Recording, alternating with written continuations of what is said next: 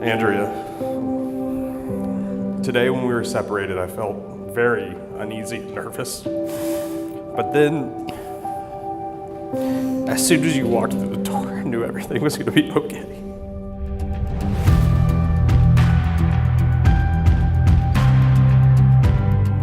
So in 2012 in San Marcos, I was helping produce a music festival. A mutual friend of a friend, somebody that I didn't even really know very well, walked by and goes, "Oh, hey, Matt, how's it going?"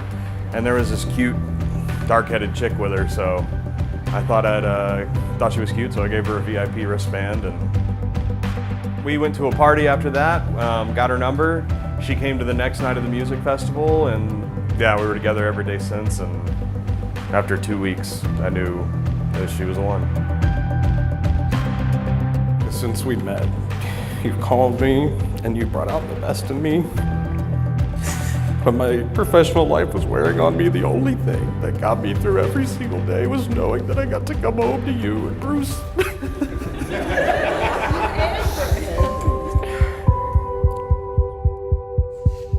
Matt, from the first moment we met, I knew I wanted to be with you forever. And not in that cheesy romantic comedy sort of way where your eyes lock and you see fireworks, but in a way that made me feel comfortable. Comfortable to be myself, to try new things, and to give myself over to another person. We're right where we're supposed to be in this moment together, and I can't wait to relive it 1,000 times over. Well, welcome friends and family. On behalf of the bride and groom, we're so honored to have you here in this joyous occasion. Andrea, you look absolutely stunning today. Yeah. And Matt, Andrea looks absolutely stunning today. Love is not a feeling. Love is a choice. Or perhaps love is what you'll discover if you continually choose one another, day in and day out, remaining faithful in mind, body, and spirit, being angry, but forgiving and reconciling. Perhaps at the end of that long road, you'll discover this thing called love.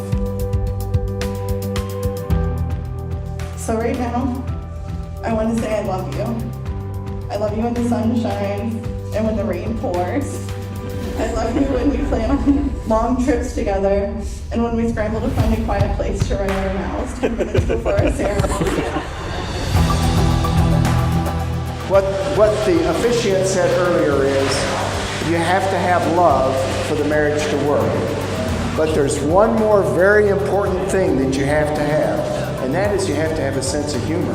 And I think Matt fills that bill just perfectly.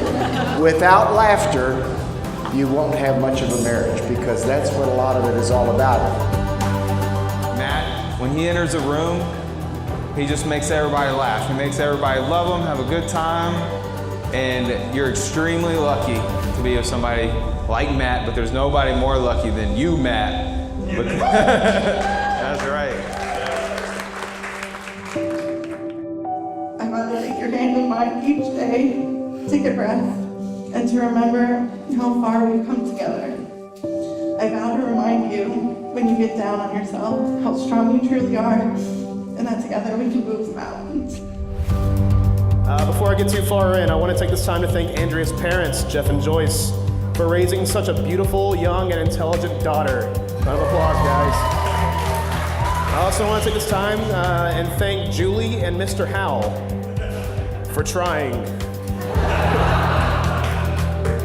As Sir Isaac Newton informed us years ago on the laws of attraction, oppositely charged particles will create an attractive force upon one another, which is absolutely great news for Matt, because that is why our sweet, beautiful Andrea is here tonight.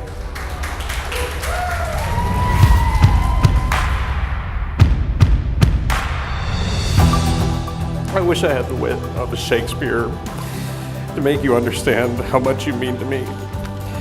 But in this moment, I'll just lean on Bob Dylan and say I'd go hungry, I'd go black and blue, I'd go crawling down the avenue.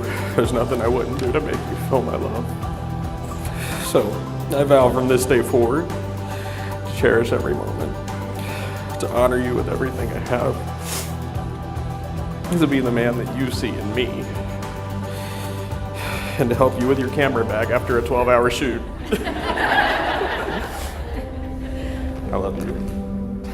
And now, by the authority vested in me, it is my great honor and privilege to pronounce you husband and wife. You may kiss your bride. Ladies